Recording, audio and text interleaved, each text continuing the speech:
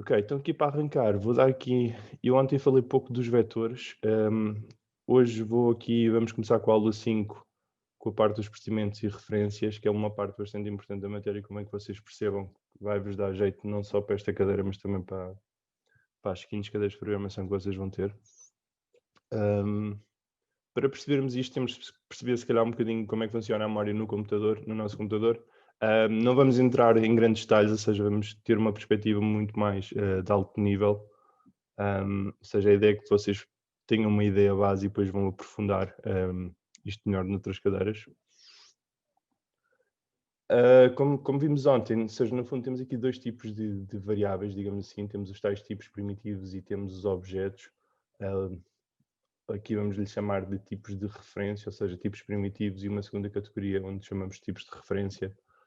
Por norma, tipos de referência são tipos onde eu, quando tenho que os criar, tenho que colocar aqui a palavra new, e este new, no fundo, indica nós estarmos a pedir ao Java para nos reservar ali um certo espaço de memória para guardarmos a informação que vamos colocar dentro deste vetor. Existem aqui algumas diferenças entre estes dois tipos.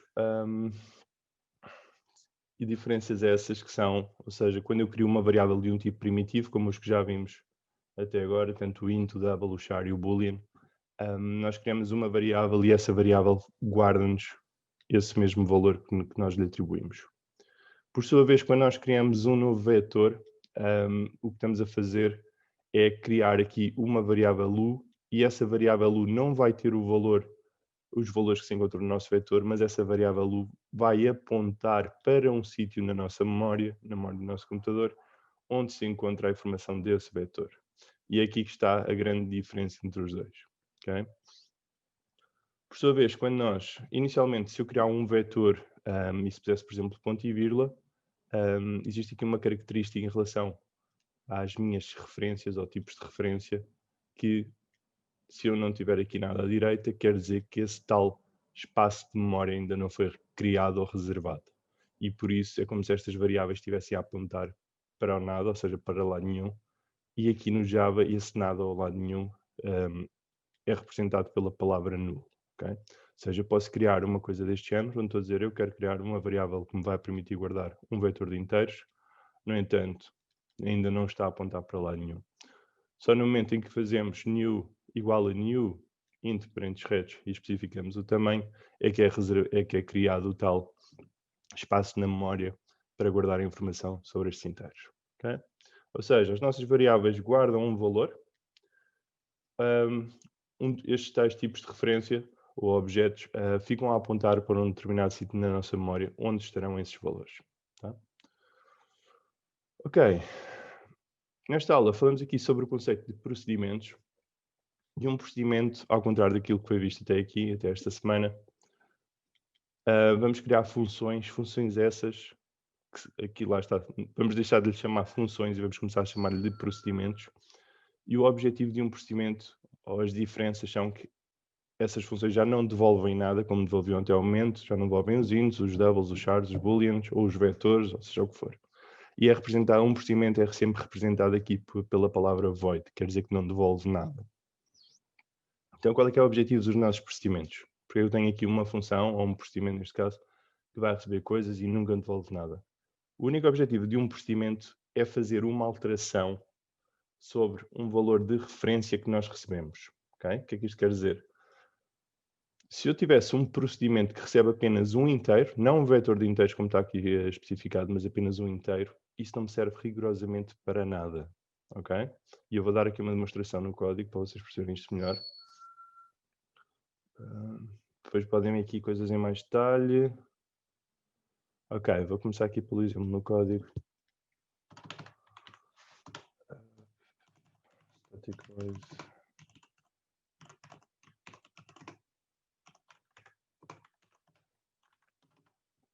Ou seja, vamos assumir que o nosso procedimento vai receber aqui uma variável n e que a única coisa que ele vai ter que fazer é colocar o valor 10 nessa variável. Tá?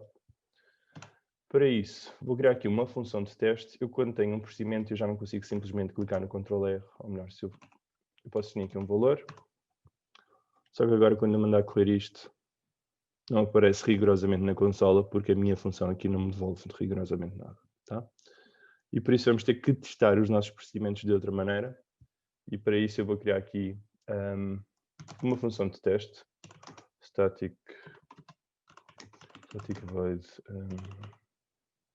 chamar teste. E neste teste vou começar por criar a minha variável m, vou-lhe atribuir um valor inicial de 5, e agora vamos simplesmente chamar o nosso procedimento altera, ou seja, invocando, passamos-lhe o valor de n, e no final vamos pôr aqui return n. Ou seja, no fundo o que é que nós estamos a fazer? Eu dei aqui exatamente o mesmo nome, só para ser diferente vou pôr exatamente os mesmos nomes que aparecem aqui nos slides. Pronto, temos aqui a variável A e B. Ou seja, vou chamar aqui a primeira de A e aqui esta, vamos assumir que isto é o B. Ok, o que acontece aqui? Se eu tiver variáveis do tipo primitivo, nós aqui criamos, ao fazermos int a igual a 7, estamos a criar uma nova variável do tipo inteiro e a guardar lá o valor de 7.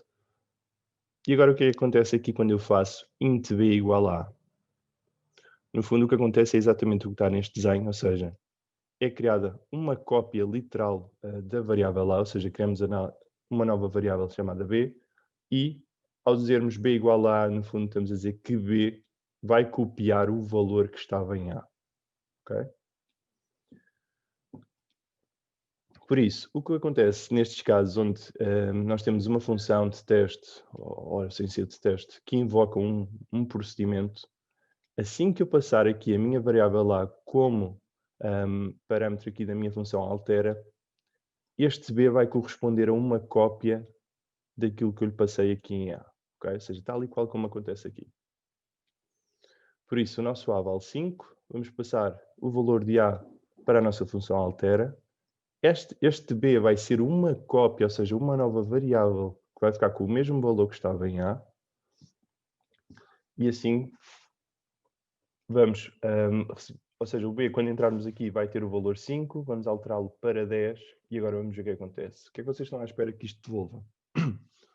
Que a minha função devolva aqui? Nada. Nada. O que é que, ok, esta função tem que devolver alguma coisa porque eu estou a fazer return a. 5. Ok, 5. Então estamos todos de acordo? Sim. Ainda não relacionou com o B? Exato. Mais ou menos, porque eu aqui faço-lhe o alter a e o valor de a vai ser atribuído à minha variável b. Ok? Eu não posso fazer aqui, pronto, não posso igualar porque é um void, ou seja, sempre que eu tiver um procedimento, ou seja, uma função que é void, eu nunca posso ter nada aqui à esquerda. Okay? Se isto fosse normalmente uma função, nós temos qualquer coisa ou podemos fazer uma coisa deste género. No entanto, sempre que temos um procedimento, isso é completamente impossível porque este procedimento nunca vai devolver rigorosamente nada. Por isso, se eu correr aqui a minha função de teste, no fundo o que ela me devolve é 5. E porquê é que ela me devolve 5? Porque nós aqui criamos uma variável chamada a com o valor 5. Quando passamos o valor de a para a função de baixo, é criada uma cópia, ou seja, isto é uma nova variável, tal e qual como está aqui à direita no desenho, que fica com o mesmo valor. E por isso é como se tivéssemos aqui as duas variáveis com o valor de 5. No entanto, quando eu fizer este b igual a 10, eu só estou a alterar a de baixo. Okay? Por isso só o b é que fica com 10. E quando isto terminar, o valor que estava em b não tem qualquer relação com o valor que estava aqui em a. Tá? E por isso quando eu fizer este return a, o meu a continua a valer os 5 e o meu b é que foi alterado para os 10. Por isso é que não faz qualquer sentido eu ter um procedimento que me vai alterar um tipo primitivo. Porquê? Porque quando eu voltar para a minha função de teste, ou onde eu estiver a invocar esse procedimento, eu nunca vou ter acesso às alterações que aconteceram dentro do meu procedimento. Ok? Pronto. Por isso, a partir de um procedimento, normalmente, ou na grande maioria dos... Sempre vocês virem um procedimento é porque o vosso objetivo é alterar, mas não, nunca um tipo primitivo, mas sim ou um vetor, ou uma matriz, ou um objeto que vocês recebam também aqui como argumento. Tá? Vamos fazer exatamente a mesma lógica, só com um vetor.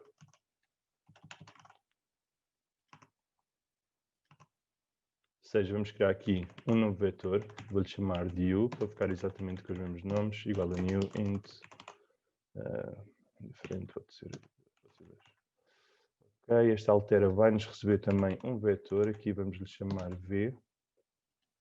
V, parênteses retos. E aqui é a única coisa que vamos fazer.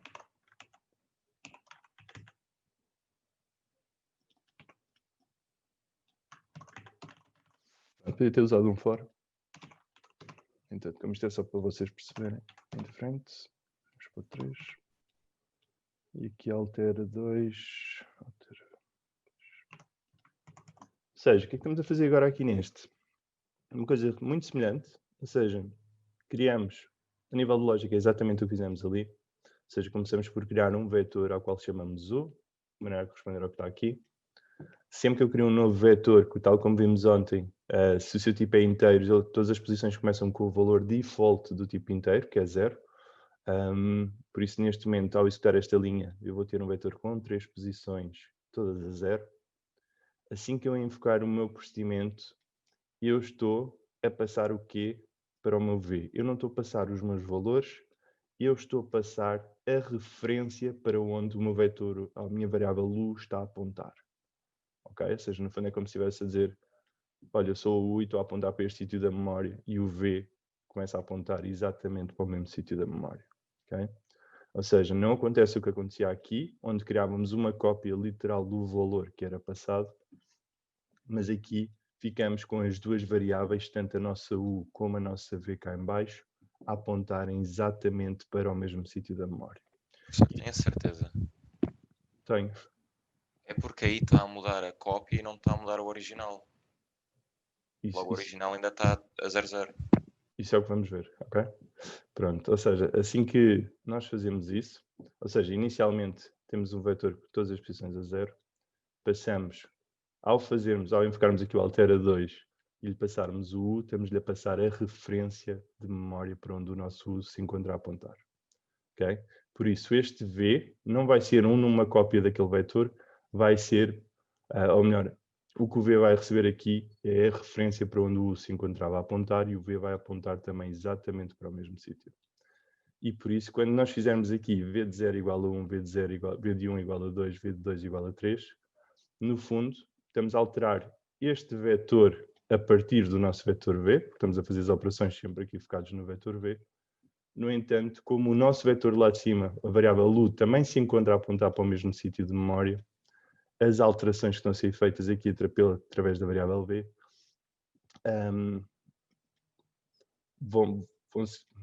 vamos ter acesso logo a essas alterações também aqui através do U. Porquê? Porque as duas variáveis se encontram a apontar exatamente para o mesmo sítio. Okay? Por isso, em vez de que nos aparecer aqui exatamente o que aconteceu, ou seja, onde fizemos alterações, mas não, essas alterações não se refletiam sobre a variável A, aqui as alterações que vamos fazer sobre a nossa variável B vão se refletir automaticamente sobre a variável U, porque as duas se encontram a apontar para o mesmo sítio. Tá? Por isso, quando executarmos aqui isto, no fundo, o que é que nós estamos a ver aqui? Tínhamos o tal vetor que foi inicializado com 3 posições, todas a 0 inicialmente. Passámos a referência para onde o U estava a apontar cá para baixo. O V fica a apontar para o mesmo sítio. O V faz essas alterações ao nosso vetor. E quando voltarmos cá para cima e fazemos o return nu, o que é que nos aparece? As alterações que foram efetuadas cá em baixo quando nos estávamos a referir ao V. Okay? Pronto, ou seja, aqui a grande diferença entre os tais tipos primitivos e estas atribuições por referência é exatamente esta. É que se eu tiver um objeto, no fundo as nossas variáveis estão a apontar para um determinado sítio da memória, sempre que eu lhe passo um tipo primitivo é criada uma cópia com o mesmo valor. Tá? Professor, posso lhe colocar uma questão? Força. Eu não percebo bem qual é a vantagem de usarmos esta... Eu fiquei sempre com a mesma dúvida. De usar um procedimento. Ou seja, o que está a fazer na função de cima ao evocar o procedimento, poderia fazer na própria função. Poderia dizer que o de 0 era igual a 1, que o de 1 era igual a 2 e que o de 2 era igual a 3. Está a perceber? Aqui? Exatamente. Não teria que usar um procedimento para fazer isso. E conseguiria exatamente a mesma solução. Ok. Não sei se me estou a fazer entender. Sim, acho que sim. Ou seja, nós aqui só usamos esta função de cima porque se eu correr aqui de baixo, tu não vais conseguir ver. Ou seja, eu podia ter literalmente este código todo, como estás a ver aqui no slide, aqui dentro do meu procedimento ou da minha função ou o que for. No entanto, aqui o que se pretende mostrar com estes exemplos é que quando eu passo um valor como parâmetro da função ou do procedimento que eu quero chamar, existem estes conceitos diferentes, onde se é do tipo primitivo, eu vou fazer uma cópia do seu valor, se é uma referência, eu vou lhe passar o tal ponteiro que fica a apontar exatamente para o mesmo sítio. Isto é algo que tu tens de compreender daqui para a frente, porque na grande maioria dos exercícios que nós vimos até esta semana eram funções, ou seja, pretendia-se, eu passava-lhe X parâmetros, estava à espera que aquilo me devolvesse qualquer coisa nova, Exato. um vetor. E o procedimento não devolve nada. Exatamente. O grande objetivo do procedimento não é devolver nada, mas sim modificar algo que eu recebo. Ou seja, pensando no vosso projeto, por exemplo, no vosso projeto eu se calhar tenho uma determinada imagem, que já, sei lá, uma imagem qualquer que eu escolhi, e quero desenhar um círculo branco nessa imagem. Ok? Ou seja, isto poderia ser, ou melhor, faz sentido que isso não seja uma função, mas sim um procedimento. Porquê? Porque o meu objetivo é fazer uma alteração sobre o objeto que eu estou a receber. Ok? Ou seja, sempre que eu quero criar, lá está, uma nova função, aqui vais ter que ter isso em conta. Se eu dissesse, cria-me uma cópia da imagem e essa nova cópia tem que ter o tal círculo branco, aí sim tinha que devolver alguma coisa. Agora, se o enunciado disser algo como tens uma função que vai receber uma imagem e deves desenhar um círculo sobre essa imagem, aí já é um procedimento que o meu único objetivo é fazer uma alteração ou manipular de alguma maneira aquilo que eu estou a receber. Mas, então, mas aí, nesse caso, quando está a fazer essa modificação, está na mesma à espera de uma resposta, ou seja, não é uma resposta que nós criamos, de facto, mas é uma resposta pela modificação que fazemos. Exatamente, é uma alteração e essa alteração é feita através de um procedimento, é só isto.